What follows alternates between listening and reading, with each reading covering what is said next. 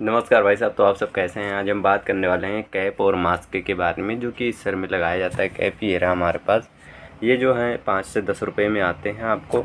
और इसका जो बेनिफिट्स है ये रहता है कि जैसे आपने देखा होगा कि जब ओटी में सर्जरी होती है तो उसमें लगाया जाता है। इसके अलावा इसका जो काम रहता है, ये जब हम लगा लेते हैं तो क्या होता है कि जो हेयर्स होते हैं वो जो टूट के गिरते हैं वो नहीं गिरते हैं। तो यानी कहीं पे भी अगर हमें हेयर्स वाले प्रॉब्लम्स आते हैं, जैसे कि आपने देखा होगा खाना जो बनाते हैं वो सब भी कपड़े का वो कैप लगाते हैं, जिससे क्या होता है कि उससे हमारे फ़ायदा ये होते हैं कि जो बाल टूटते हैं वो नहीं गिरते हैं किसी सामान में। इसके अलावा जब ओटी में सर्जरी चलती है तो उस समय लगाते हैं, ताकि कि जो इन्फेक्शन होने का चांस रहता है वो भी। इसके अलावा हम नॉर्मली यूज करने के लिए हम बताते हैं, जैसे कि क्या होगा जब आप रोड पे चलते हैं तो जब आप यूज करेंगे तो आपके लिए बेनिफिट्स ये होगा कि जो धूल उड़ते हैं उससे आपको प्रिवेंट हो जाएगा, जिससे क्या होगी कि जो रूसी वगैरह ज़्यादा जमा होते हैं, जो हेयर्स में इन्फेक्शन होते हैं वो कम हो जाएंगे।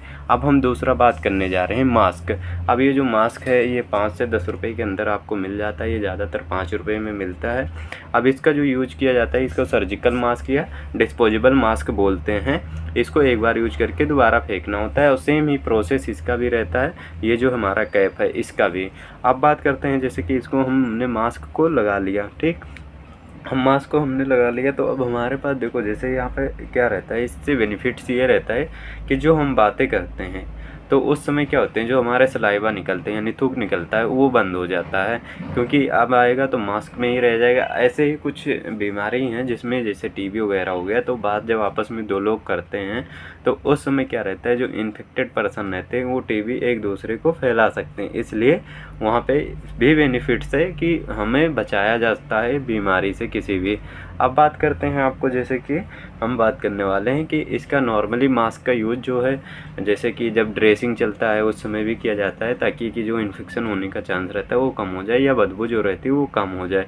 या आप रोड पे चलते हैं तो आप मास्क लगाएंगे तो ये फ़ायदा रहेगा, जो धूल उड़ते हैं उससे भी आप बच सकते हैं, क्योंकि आपके नाक में जो रहेगी वो फाइन पार्टिकल्स जो डस्ट होते हैं वो नहीं जाएंगे, जिससे क्या होगी रेस्पिरेटरी रिलेटेड आपको डिजीज होने का चांस नहीं रहेगा।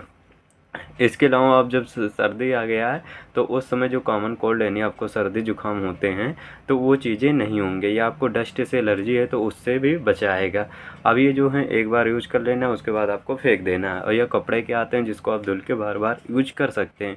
और हॉस्पिटल में यूज करते हैं इसलिए ताकि जैसे यहाँ पे दाढ़ी के बाल हो गए, ये अगर टूटते हैं तो वो कहीं गिरे ना, जैसे सर्जरी चलती है तो उस समय ना जाए, इसके लिए होता है। और इन्फेक्शन से बचने के लिए होता है।